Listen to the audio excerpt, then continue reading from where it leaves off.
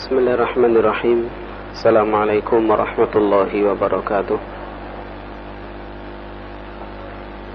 Alhamdulillahi wahidil qahhar, al-azizil ghaffar, mukawwiril laili 'alan nahar, tadhkiratan liulil qulubi wal absar. Ashhadu an la ilaha illallah wa ashhadu anna Muhammadan 'abduhu wa rasuluh. Allahumma salli wa sallim wa barik ala nabiyyina Muhammad wa ala alihi wa ashabihi ajma'in, amma ba'du.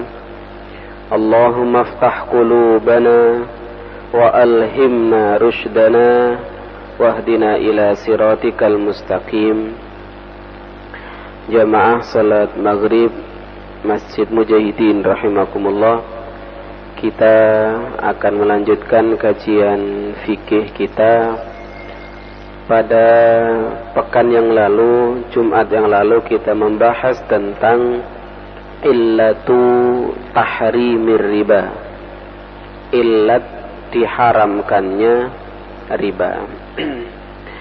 Sekarang akan kita bahas beberapa hal yang berkaitan dengan itu, di antaranya bai'ul hayawan bilahmin. Boleh enggak kita menjual binatang yang masih hidup ditukar dengan daging? Ana wedhus sing urip ditukar karo wedhus wis belehan. Boleh enggak? Qala jumhurul a'immah la yajuzu bai'u hayawanin yu'kalu bilahmin min jinsihi. Jumhur ulama berpendapat tidak boleh menjual atau menukar hayawan, binatang yang dimakan dagingnya dengan sejenisnya yang masih hidup. Fala yajuzu bai'u baqaratin madhbuhatin bi baqaratin hayyatin. Karena itu tidak boleh menukar atau menjual sapi yang sudah disembelih dengan sapi yang masih hidup. Yuqsadu minha al-akal, yang memang dimaksudkan untuk dimakan. Rawahu Sa'id ibn al-Musayyib anna Rasulullah sallallahu alaihi wasallam naha an bai'il hayawani bil lahmi. Seperti hadis yang diriwayatkan oleh Imam Sa'id ibn al-Musayyib. Sa'id ibn al-Musayyib itu adalah seorang tabi'in, meriwayatkan hadis bahwasanya Rasulullah sallallahu alaihi wasallam naha an bai'il hayawani bil lahmi. Rasulullah melarang bertransaksi menukar binatang yang masih hidup dengan daging. Ya. Jadi wis kadung kepotong iki piye iki? Wis tak urupi sing ge urip ae.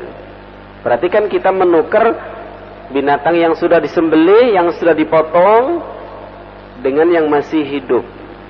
Ya. Rasulullah sallallahu alaihi wasallam melarang hal itu. Kenapa kok dilarang? Karena ada unsur-unsur gharornya. Ada unsur-unsur tipuannya.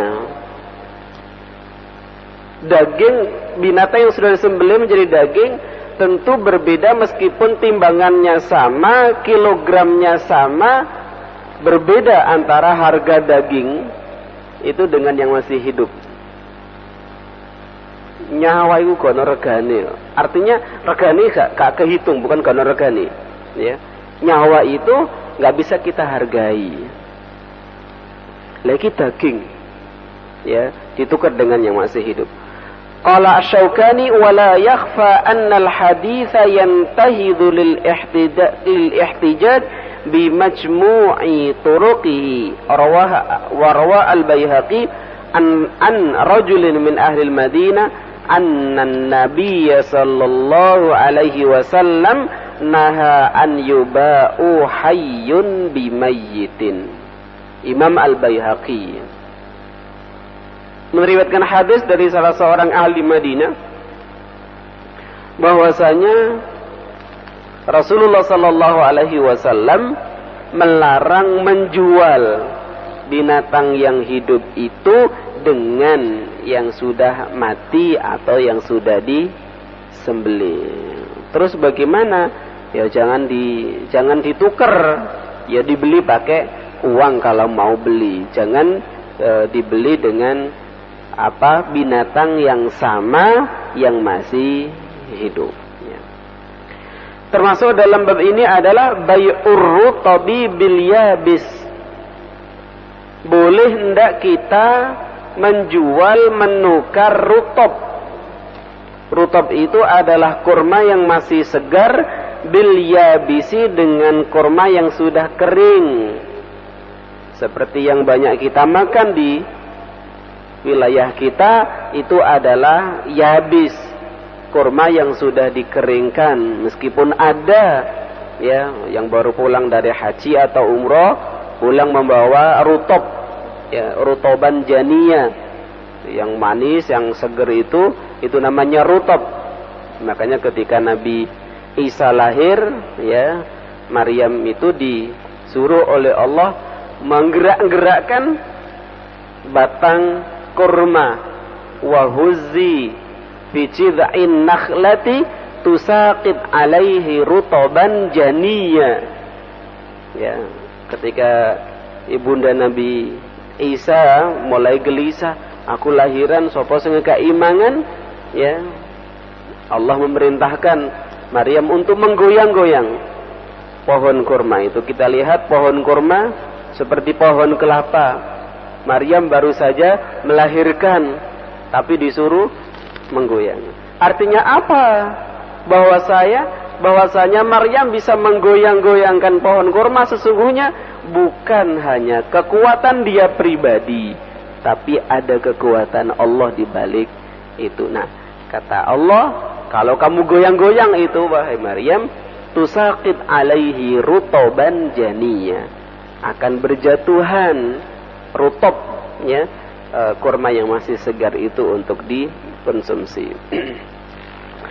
La yajuzu bay'ur rutabi bima kana yabisan illa li ahlil araya. Tidak boleh menjual yang masih basah, rutob, ya. Kalau bahasa kita misalnya gabah yang kering ditukar dengan yang masih basah. Illa li ahlil araya, kecuali untuk ahli al-araya. Siapa ahli al-araya itu? Humul fuqara alladzina la nakhla lahum. Araya itu adalah orang-orang fakir yang tidak punya pohon kurma sendiri, sementara dia pingin merasakan gimana nikmatnya rutab itu. Dia hanya punya tamar, kurma yang sudah kering. Sementara dia pingin tapi nggak punya pohonnya. Nah, Rasulullah SAW memberi kekhususan kepada penduduk araya, penduduk miskin yang tidak punya pohon kurma itu, ya boleh menukar kurma yang dia miliki yang kering itu dengan yang masih segar. Falahum an yashtaruhu min ahli nakhli rutaban ya'kulunahu fi syajarihi bi khirsihi thamaran. Ya, diperbolehkan orang-orang miskin yang tidak punya pohon kurma sendiri untuk menukar yang dia punya dari kurma kering itu dengan rutab yang masih segar itu. Seperti diriwayatkan oleh Imam Malik wa Abu Dawud an Sa'ad ibni Abi Waqqas. Anna Nabiy sallallahu alaihi wasallam su'ila an bai'ir rutabi bitamri. Nabi ditanya tentang bagaimana hukumnya tukar rutab dengan tamr itu. tukar kurma yang masih basah dengan kurma yang sudah kering. Faqala, Nabi bertanya, ayan kusur rutabu idza yabisa? Apakah rutab itu beratnya, timbangannya atau takarannya bisa berkurang kalau rutab itu sudah kering? Jadi kalau rutab itu kering itu kira-kira takarannya berkurang enggak? Timbangannya berkurang tidak? Orang-orang menjawab, qalu na'am. Ya iya ya Rasulullah, kalau masih rutab yo abot timbangannya. Tapi ketika sudah dikeringkan ya jadi enteng. Ketika masih mete takarannya ya banyak. Tapi kalau sudah dikeringkan ya mimpes. Ya. Fanaha an dzalika, kemudian Rasulullah sallallahu alaihi wasallam melarang hal tersebut. Kenapa? Karena ada unsur tadi itu, ya. Kita nggak bisa mengira-ngira. Rutab atau kalau bahasa daerah kita padi yang basah itu kemudian ditukar dengan padi kering itu perbandingannya berapa? Kalau 2 karung basah itu kalau dikeringkan jadi berapa? Itu kan kita nggak tahu pasti ya. Karena banyak sampah-sampah yang harus dihilangkan. Gabah 2 karung itu kalau basah ketika kering nggak mungkin jadi 2 karung. Pasti kurang. Ya. Paling tidak itu tinggal 1,5. Berarti yang setengah karung kan tidak ada. Ya. Warwal Bukhari wa Muslim an Ibni Umar qala naha Rasulullah sallallahu alaihi wasallam 'anil muzabana. Rasulullah sallallahu alaihi wasallam juga melarang muzabana. Apa muzabana itu? An yabi ar-rajulu thamara haitihi in kana nakhlan bitamrin kailan. Sama dengan tadi itu. Muzabana itu adalah istilah menukar sesuatu yang masih basah, apakah rutab dengan tamar, apakah gabah basah dengan gabah kering, itu namanya muzabana. Ya, Rasulullah sallallahu alaihi wasallam melarang hal tersebut. Wa rawa al-Bukhari an Zaid ibn Thabit anna an-nabiy sallallahu alaihi wasallam rakhasa fi bai'il araya an tuba'a bi khirsiha kailan. Tapi sekali lagi Rasulullah memberi dispensasi, memberi keringanan khusus al-araya. Ya tadi orang-orang fakir yang tidak punya rutab sendiri, tidak punya pohon kurma sendiri, orang-orang seperti itu diperbolehkan untuk menukar kurmanya yang kering dengan rutab karena dia ingin merasakan rutab iku piye enake, ya. Sekarang bai'ul inah. Apa bai'ul inah itu? Bai'ul inah itu sajane riba, cuman ada trik supaya nggak kelihatan riba. Bai'ul inah itu begini gambaran. Ada orang, saya punya sepeda motor, ya. Ada orang yang datang kepada saya mau membeli sepeda motor saya untuk diutang. Jadi ada orang A datang ke saya, tak tuku sepeda motormu tapi bayarnya setahun ya. Harganya lebih mahal, taruhlah misalnya 10 juta. Nah, kemudian orang itu menjual lagi ke saya dengan cash, harganya lebih murah, 8 juta.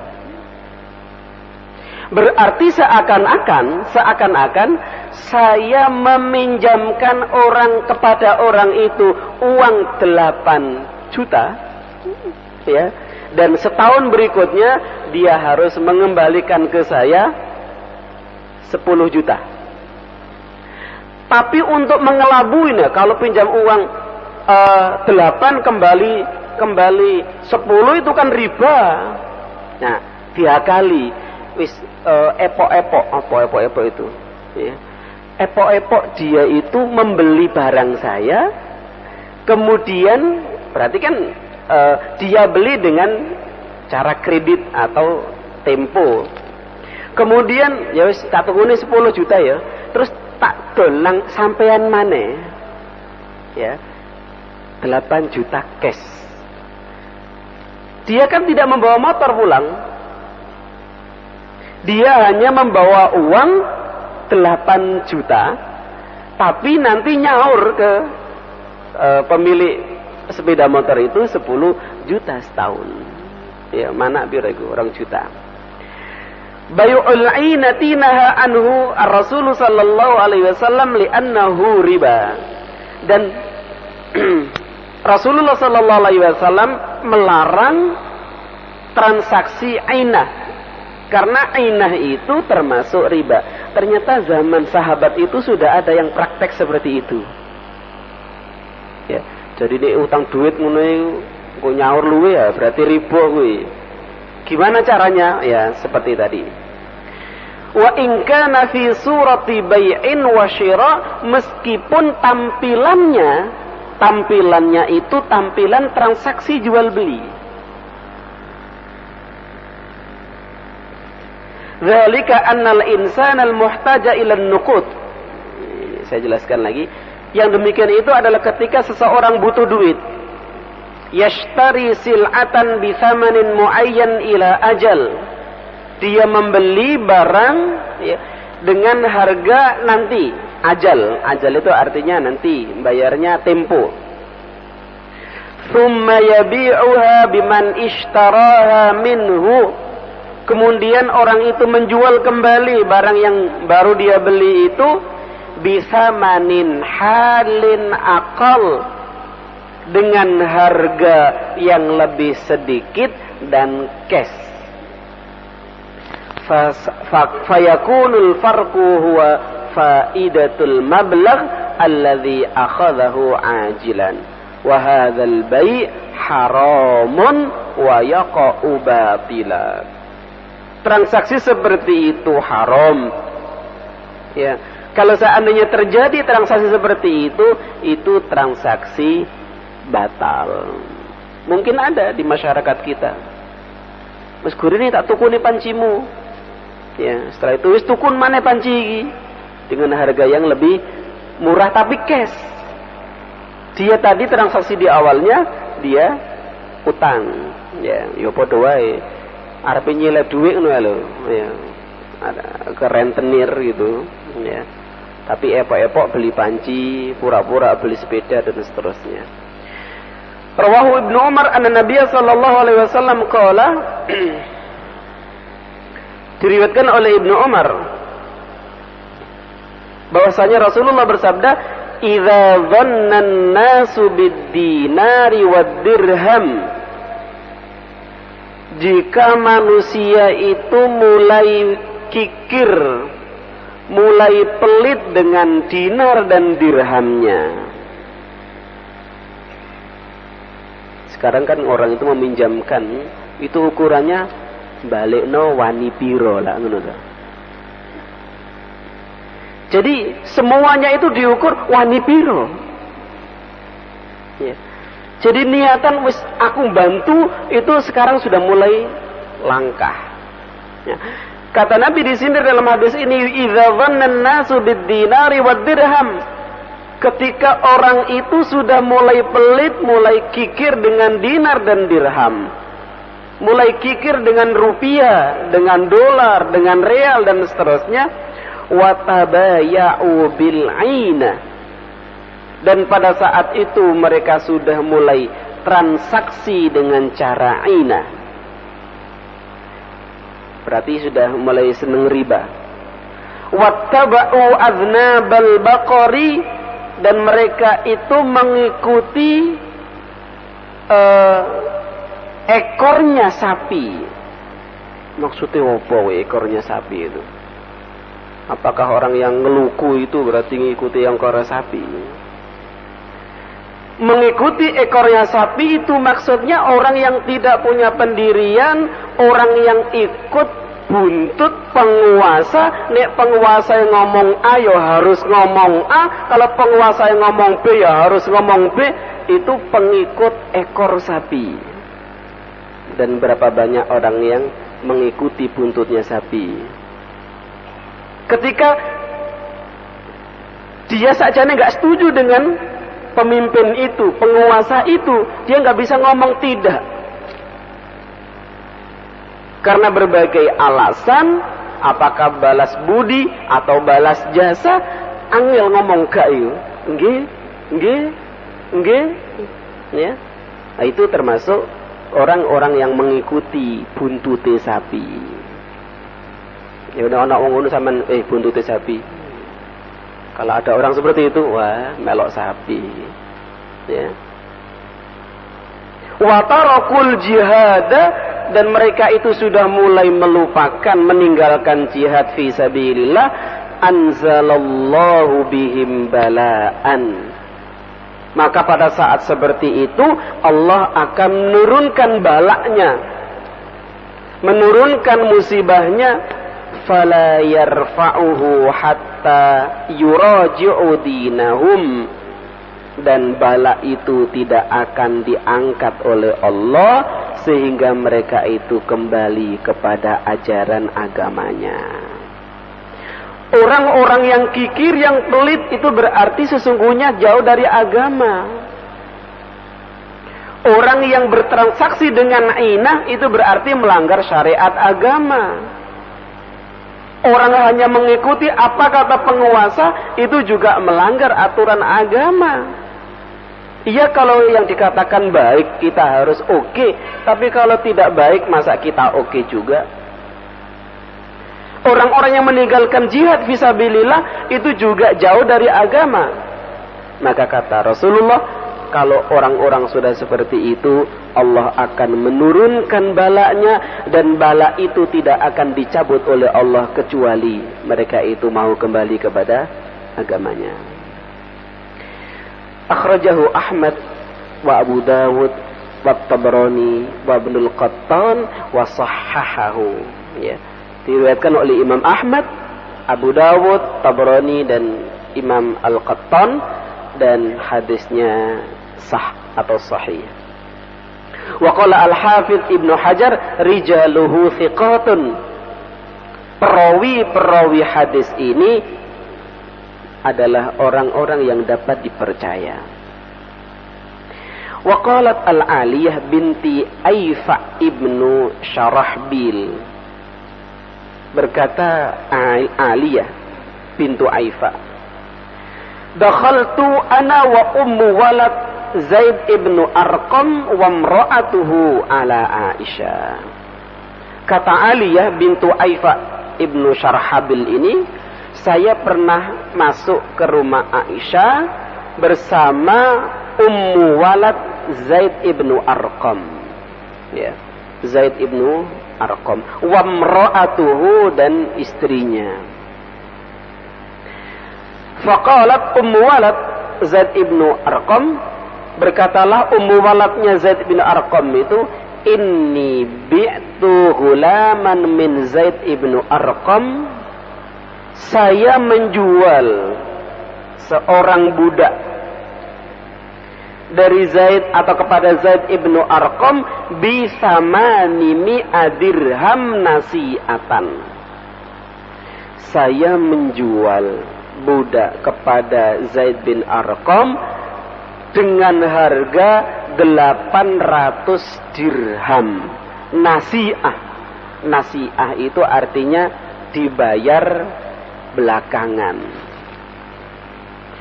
Thumma ishtaraituhu, kemudian tak beli kembali.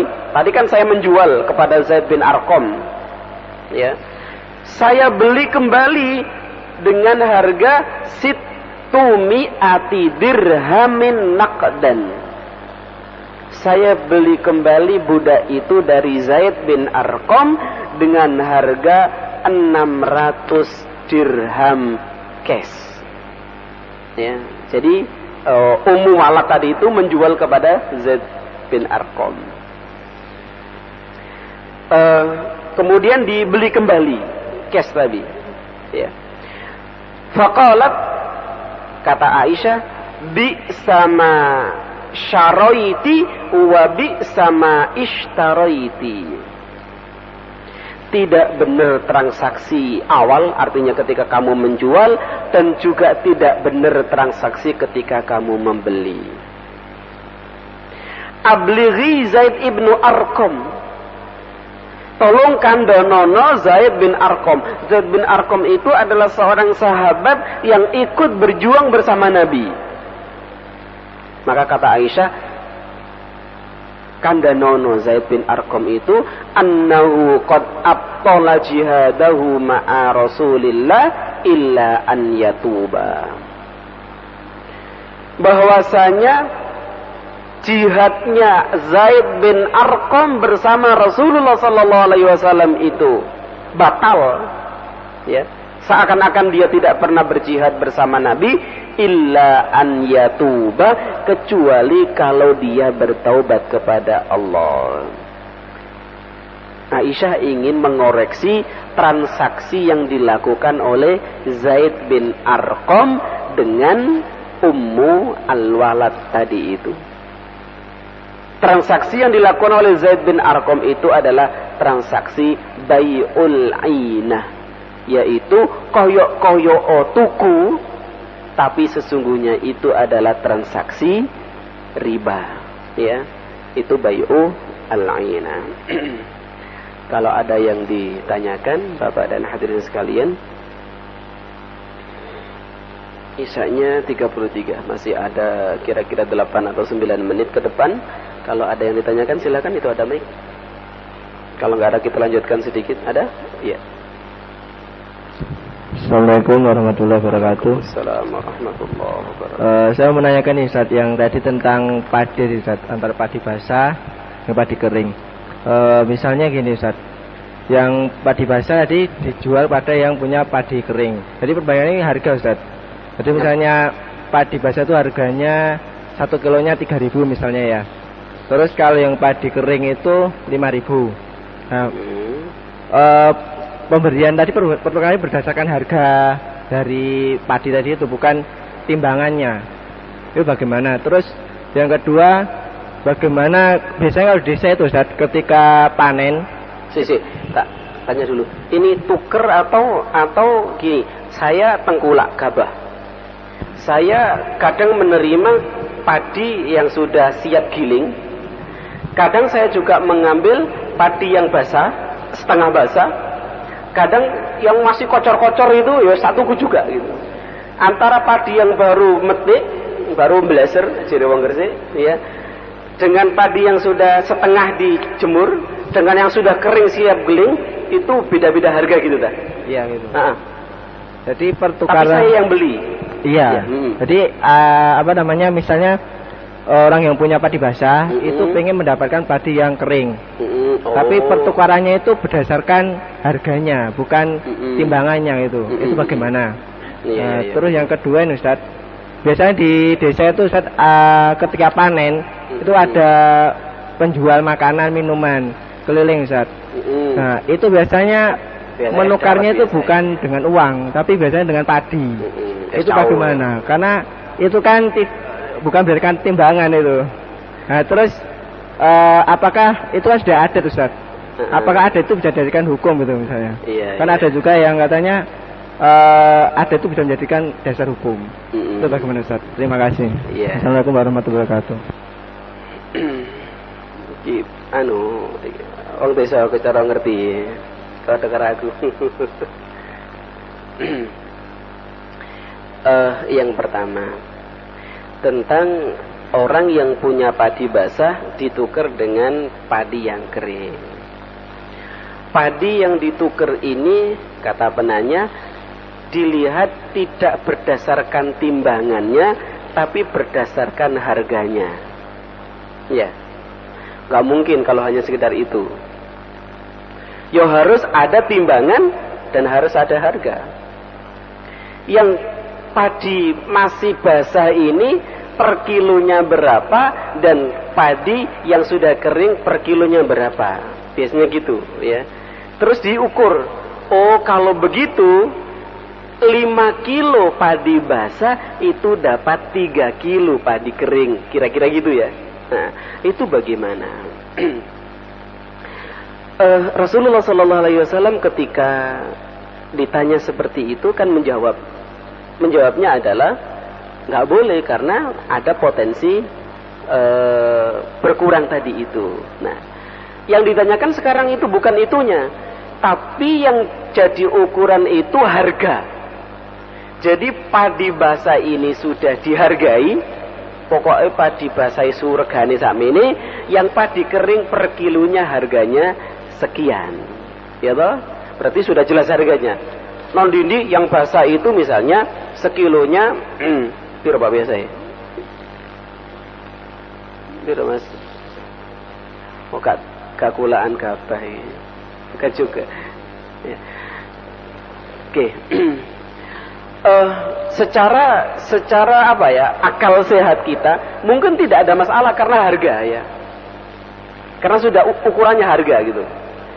Jadi seandainya nanti yang basah itu kering susut karena memang harganya lebih murah dibanding dengan yang sudah kering.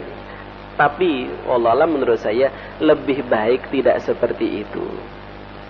Lebih baik yang punya padi basah ingin beli yang kering sampeyan dol dhisik, dolen. Ya. Dolen terus nanti dibuat beli yang kering. Loh, sing nuku iku ya sing iku sing duwe kering iku. Kan gitu ya. Nanti yang membeli itu ya yang punya gabah kering itu. Nanti aku juga beli dari situ juga gitu. Mungkin ngeyel iki sing takon. Nah, kalau seperti itu kondisinya, wis aku tak beruno yoan. Hitung-hitungane padi basahku iku oleh sakmene kuintal dapat sekian duit.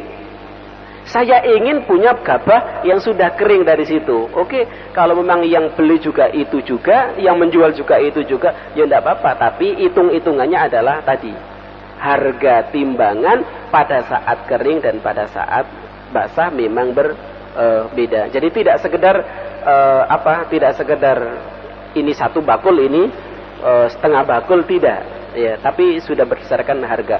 Kalau harga, insya Allah margin errornya itu lebih kecil. Ya, kalau bahasa yang statistik itu ada margin error. Harga dengan barang, kalau ukurannya harga itu margin errornya lebih kecil daripada kalau hanya kita tukar ini satu timba kurang misalnya. Ya, nah, wallahualam kalau saya lebih cenderung dijual aja dulu, ya. Kemudian dibelikan yang kering. Atau waya panas wae, enggak musim udan, di PP dhisik po. Ya dikeringkan dulu. Ya, paling 2 hari wis kering ya. Yo pengen mangan saiki, utang-utang dhisik. Ya. Utang tanggane, aku utang berase. Meneh tak sawur iki lho gek mepeh jean, ya. Nah, gitu. Nah, wallahu a'lam bishawab. Yang kedua tadi tentang urup pari tadi itu. Jadi bawa cau atau apa itu jarene maksud saya ini gelali ditukar dengan pari ya gabah. Gelali atau apa yang umum itu buah misalnya, semangka misalnya. Semangka ini berapa? Ya. Semangka ini berapa harganya ditukar dengan gabah itu berapa taker? Itu biasanya penjualnya itu sudah apalah. Kalau gabah sekian ya itu nanti dapat semangka sekian, itu penjualnya sudah hafal meskipun resikonya besar ya, resiko untung rugi atau sebaliknya itu besar. Jadi kalau saya bilang orang yang urup padi dengan buah, dengan es cau, dengan es dawet itu tingkat tingkat spekulasinya besar, ya, tingkat spekulasinya besar. Orang yang sudah kepingin es dawet itu kon urup beras agaba berapa wis nang kena sak gelas piro sak pirang taker biasanya langsung begitu, tapi tingkat spekulasinya besar. Lah masalahnya wis nok sawah itu kok ono sing nggawa duit ya. Lah wong panen pari ngeriti pari mbleser pari mosok ngesaki duit kanggo tuku dawet ndak ya, nanti diurupno sama yang juraganya tak urupno, biasanya begitu ya. Nah kalau masalah-masalah seperti itu wallahualam ya apa ya, intinya jangan saling merugikan antara satu dengan yang lain. Sebagai penjual ojo ngepek badi akeh-akeh, sing ngurup gabah tadi itu juga jangan mencekik penjual nemen-nemen, ya saling diuntungkan lah. Dan insya Allah bukan termasuk yang dilarang di dalam agama. Wallahu a'lam bishawab. Mungkin itu sudah ada kedip-kedip di sini. Ya, tandanya kita harus berhenti.